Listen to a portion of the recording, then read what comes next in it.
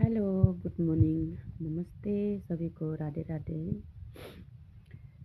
आशा करती हूँ सब जना ठीक होंगे। म त बिमारी छु। बिमारी भएको आज 6 दिन भयो साथीहरू। 6 दिन भयो म धेरै बिरामी भएथेँ अनि गोलकस पनि लाग्दैछ हातमा पनि गोलकस लागेको। आज त गोलकस पनि खतम हुन्छ। यहाँ त कति आँखामा सुन्दैछ। गोलकस चलाएर होला अनि सब ठिक हुन्छ होला तपाईहरु त। म त बिमारी भएछु अनि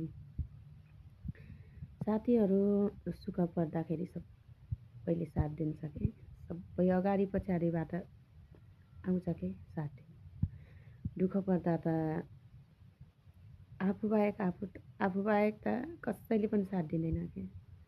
कसैले पुज्दा नि पुज्दैन के। तिमी के भछौ र बिरामी भछौ, तिम्रो हालचाल कस्तो छ, तिमीलाई सन्चो छ कि छैन भनेर कसैले पनि पुज्दैन के।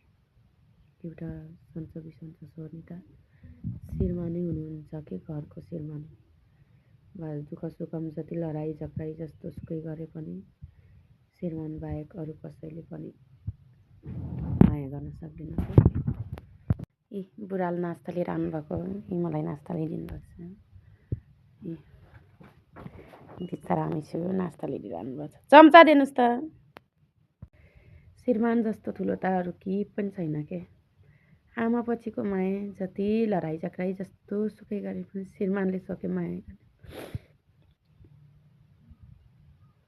गर्ने भनेकै श्रीमानले।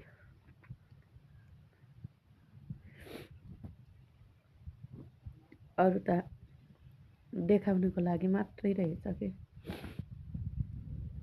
यी बिचरामी छु म। दोकान पनि देख्ने, घरमा अब आफ्नो परिवार पनि देख्ने,